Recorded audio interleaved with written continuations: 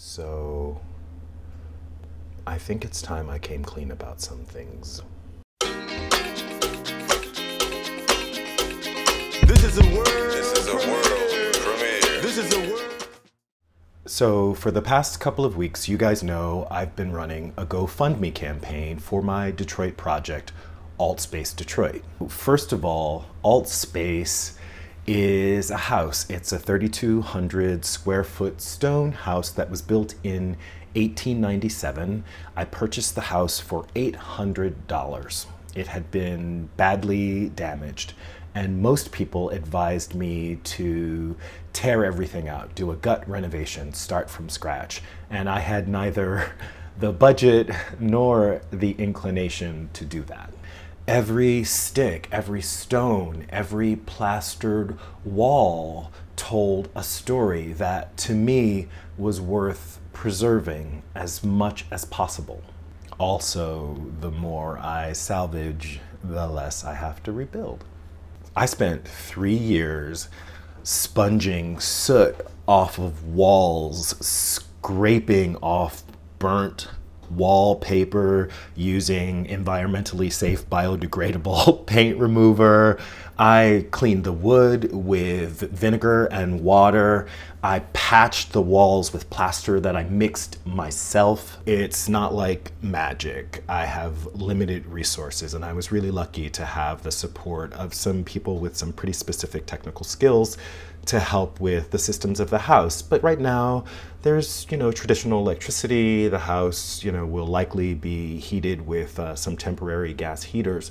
But the understanding is, as resources and technology becomes available, traditional systems will be replaced with more sustainable ones. Now, from an ideological perspective, AltSpace is a hub for social justice. It seeks to reimagine how resources can be shared and how we can achieve fair access to power and the way that power is produced and reproduced. And AltSpace focuses on 3 main areas of sustainability. One area focuses on food and how we can nourish ourselves in ways that are truly sustainable, focusing on growing our own food and sourcing food locally. Another area addresses how we interact with the environment and our daily functioning, from water use to how we power the things we use to how we dispose of our waste.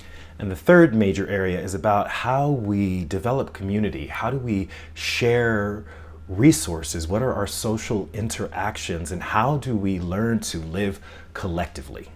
Interestingly, but not surprisingly, veganism touches on all of these areas, including how communities allow space for the other living beings who inhabit our world. In fact, becoming a vegan is probably the simplest way within an individual's control to have the greatest impact on the world around them, and that's socially, economically, environmentally. Some of the defining principles of the space are solidarity, nonviolence, anti-oppression, and good stewardship. Several institutions have approached to lend support to the project, but have questioned some of the project's principles. And to me, this is just a typical strategy of the status quo to limit, to refrain social movements by offering access to resources while limiting access to power.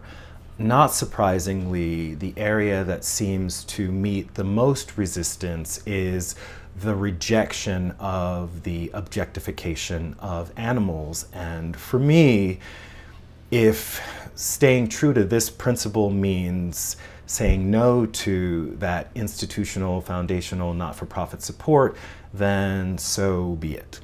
Now, the last time I checked, about 2.5 Americans alone have taken the position refusing to support the systemic exploitation, torture, and slaughter of animals. That's about 7 million people in the United States, and worldwide that number is about 300 million, which is almost the entire population of the United States. And my thinking is, if alt space can be a place where these forward-thinking individuals can come together, share their ideas, learn together, and strategize about how to transform our planet, then I'm willing to settle for that.